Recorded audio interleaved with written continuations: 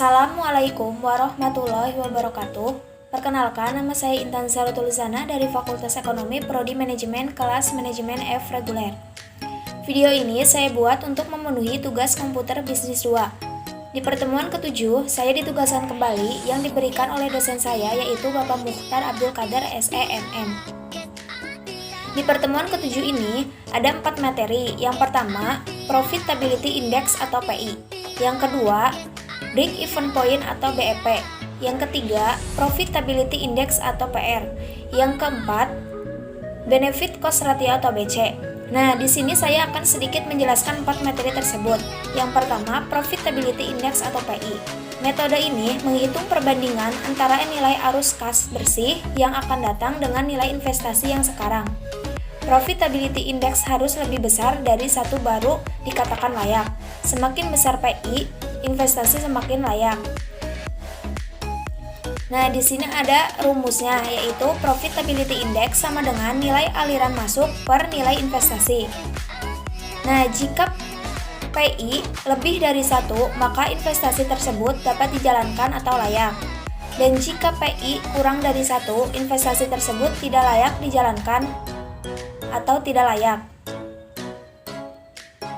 Nah, untuk yang kedua ada Break Even Point atau BEP, yaitu analisis BEP merupakan sarana untuk mengetahui pada jumlah produksi berapa total revenue atau TR sama dengan total cost atau TC. Nah, di sini ada rumus BEP-nya ya. Nah, untuk yang ketiga ada Profitability Ratio atau PR, digunakan untuk mengukur tingkat efektivitas pengelolaan atau manajemen perusahaan yang ditunjukkan oleh jumlah keuntungan yang dihasilkan dari penjualan dan investasi. Di antaranya, profit margin, earning power, return of investment, dan rentabilitas modal sendiri. Rasio profitabilitas ini sebaiknya juga dibandingkan dengan rata-rata industri perusahaan yang bersangkutan. Nah, untuk yang terakhir ada Benefit Cost Ratio atau BC. Benefit Cost Ratio atau B per CR merupakan suatu analisa pemilihan proyek yang biasa dilakukan karena mudah, yaitu perbandingannya antara benefit dengan cost. Kalau nilainya kurang dari 1, maka proyek itu tidak ekonomis, dan kalau lebih dari 1 berarti proyek itu feasible. Kalau B per C ratio sama dengan 1, dikatakan proyek itu marginal atau tidak rugi dan tidak untung. Nah, di sini ada rumus dari benefit cost ratio. Nah, untuk cara mempraktikumnya atau unjuk kerjanya yaitu untuk Profitability Index kita diminta untuk menghitung Profitability Index atau PI. Dan untuk yang kedua, Break Even Point atau BEP, kita diminta menghitung BEP unit dan BEP rupiah. Dan untuk yang ketiga, Profitability Ratio atau PR, kita diminta menghitung profit margin, earning power, return of investment, rentabilitas modal sendiri. Dan untuk yang terakhir, Benefit Cost Ratio atau BC, kita diminta menghitung benefit cost tetap dan benefit cost tidak tetap. Nah, kita kembali kasus yang minggu lalu. Kita masih berada pada soal yang sama ya. Nah, sebelumnya kita sudah mengerjakan payback period, average rate of return, net present value, internal rate of return. Jadi, ada 5 alat analisis kelayakan bisnis. Apakah kita akan membeli mesin A atau kita akan membeli mesin B. Jadi, kita harus membandingkannya dari berbagai perhitungan. Nah, sekarang kita berada pada Profitability Index atau PI. Tabelnya di sini tuh sama ya, seperti net present value. Untuk cash inflow ini kita ambil dari net present value, kemudian kita tarik ke bawah. Nah, untuk discount factor-nya itu rumusnya sama ya, seperti di net present value tersebut. Nah, untuk present value-nya itu sama juga. Nah, untuk total present value-nya itu kita ke auto sum, kemudian enter. Nah, untuk Profitability Index ini kita menggunakan rumus sama dengan total present value per initial investment, kemudian enter. Nah, untuk perusahaan mesin B ini kita juga ambil, untuk cash inflow ini kita ambil dari net present value, kemudian kita tarik ke bawah. Dan untuk discount factornya ini kita sama rumusnya seperti yang ini, kemudian untuk percent value-nya itu sama juga cash inflow dikali discount factor, kemudian tarik ke bawah. Nah, untuk total percent value-nya itu kita ke AutoSum, kemudian enter. Nah, untuk profitability index ini sama juga ya, seperti tadi, sama dengan total percent value per initial investment, kemudian enter. Nah, untuk sekarang kita bandingkan profitability index dari mesin A dan mesin B.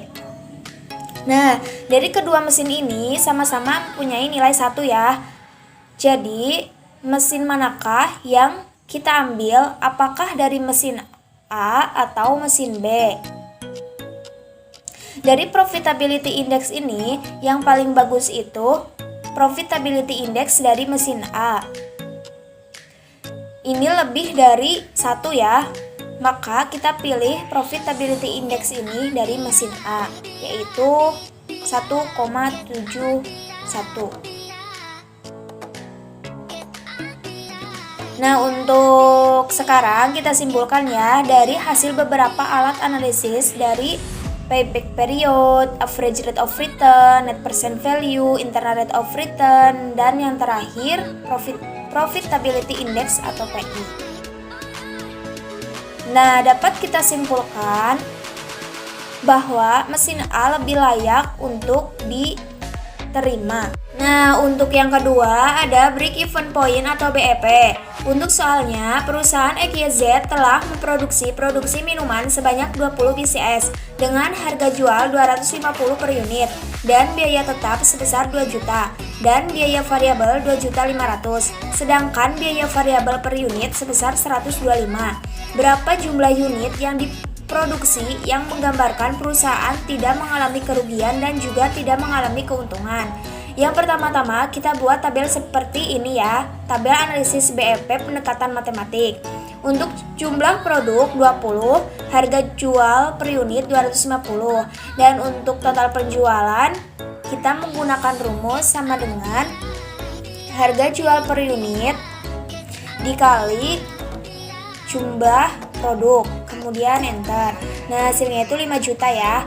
Nah, untuk biaya tetap 2 juta, untuk total biaya variabel 2.500.000, dan untuk biaya variabel per unit 125. Dan untuk biaya variabel dibanding penjualan kita menggunakan rumus sama dengan total biaya variabel per total penjualan, kemudian enter. Nah, hasilnya itu 0,50 ya. Nah, untuk BEP dalam unit kita menggunakan rumus sama dengan biaya tetap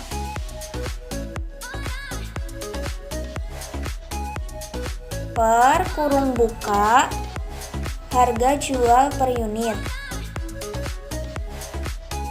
kurang biaya variabel.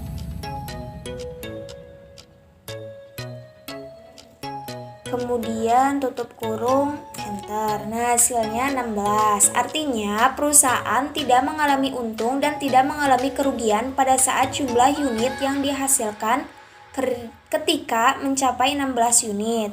Nah, untuk yang terakhir ada BEP dalam rupiah. Kita menggunakan rumus sama dengan biaya tetap per kurung buka 1 kurang biaya variabel per unit ini, kemudian per harga jual per unit,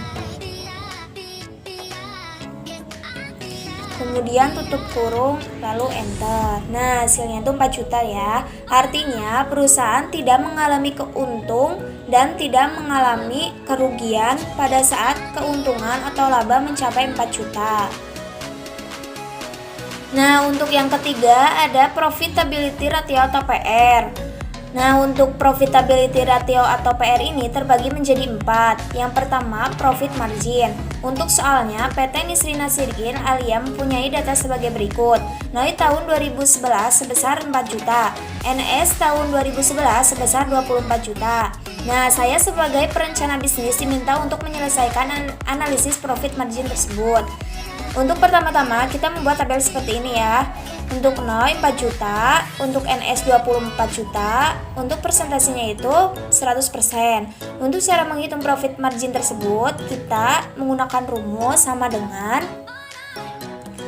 buka kurung NOI per NS tutup kurung dikali 100%, kemudian enter. Nah, hasilnya 16,7%. Untuk yang kedua ada profitability ratio earning power. Untuk soalnya, PD Wafa mempunyai data sebagai berikut. NOI tahun 2011 sebesar 4 juta, TA tahun 2011 sebesar 15 juta.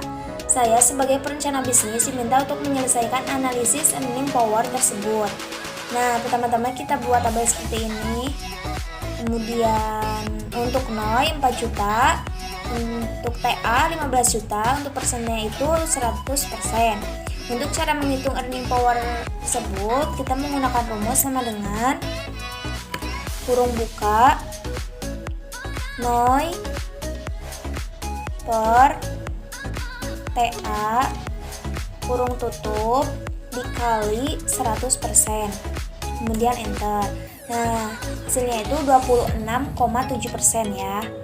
Profitability ratio dari return on investment. Untuk soalnya, CV Kesha mempunyai data sebagai berikut. NOI tahun 2011 sebesar 4 juta, TI tahun 2011 sebesar 12 juta. Hitunglah ROI dan jika CLC sebesar 20%, maka hasil ROI layak atau tidak. Nah, pertama-tama kita buat tabel seperti ini lagi ya. Nah, untuk NOI 4 juta, TI 12 juta, untuk persentasenya itu 100%. Untuk cara menghitung return on investment ini sama dengan kurung buka NOI per TI, kemudian tutup kurung dikali 100%, kemudian enter. Nah, hasilnya itu 33. Nah, untuk yang terakhir ada rentabilitas modal sendiri. Untuk soalnya, PD Dendi Setosa mempunyai data sebagai berikut. Net operating income atau penjualan bersih tahun 2011 besar 10 juta, interest atau bunga sebesar 5%, tax atau pajak sebesar 10%, dan modal sendiri tahun 2011 sebesar 20 juta. Nah, saya sebagai perencana bisnis diminta untuk menyelesaikan rentabilitas modal sendiri. Pertama-tama kita buat tabel seperti ini dulu ya. Nah, untuk mencari EET-nya kita menggunakan rumus sama dengan NOP dikurangi kurung buka NOP lagi dikali interest ditambah NOP dikali tax, kemudian tutup kurung lalu enter. Nah, hasilnya itu 8.500.000. Nah, kemudian untuk mencari rentabilitas modal sendiri kita menggunakan rumus sama dengan kurung buka EAT per modal sendiri atau MS, kemudian tutup kurung dikali 100%, kemudian enter. Nah, hasilnya itu 42,5%. Nah, untuk yang terakhir yaitu ada benefit cost ratio atau BC. Benefit cost ratio atau BC ini terbagi menjadi dua, yaitu benefit cost ratio tetap dan benefit cost ratio tidak tetap. Untuk benefit cost ratio tetap, untuk soalnya yaitu suatu proyek pengairan mempunyai investasi awal pada tahun pertama 1 miliar, ditentukan bunga bank sebesar 5%, depresiasi selama 30 tahun dengan nilai residu 10%, dan biaya operasional sebesar 20 juta. keuntungan proyek pengairan tersebut sebesar 126 juta per tahun. Hitunglah benefit cost ratio dari proyek pengairan tersebut. Nah, pertama-tama kita buat tabel seperti ini dulu. Nah, kita langsung saja untuk mencari total biaya tahunan. Itu kita menggunakan rumus sama dengan kurung buka initial investment dikali rate, kemudian tutup kurung, lalu ditambah buka kurung lagi initial investment kurangi buka kurung lagi initial investment dikali nilai residu, kemudian tutup kurung 2 kali per depresiasi ditambah biaya operasional, kemudian enter. Nah, hasilnya itu 100 juta ya. Nah, untuk benefit cost ratio ini kita menggunakan rumus sama dengan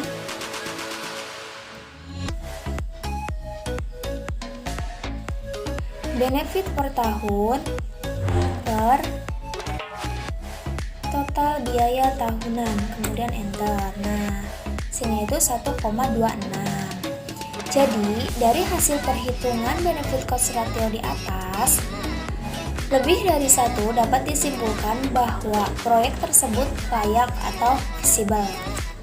Untuk yang kedua, ada benefit cost ratio tidak tetap. Untuk soalnya itu sama ya.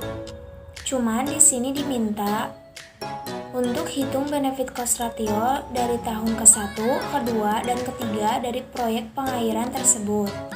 Untuk bunga bank, tahun ke-1 5%, tahun kedua 6%, tahun ketiga 8%, dan untuk initial investment semuanya itu 1 miliar ya. Kemudian untuk bunga dalam rupiah, tahun ke-1 50 juta, tahun kedua 60 juta, tahun ketiga 80 juta.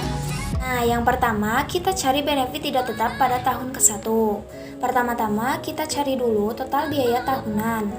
Di sini saya sudah mencari total biaya tahunan semuanya ya, dari tahun ke-1, kedua, dan ketiga menggunakan rumus di atas ini.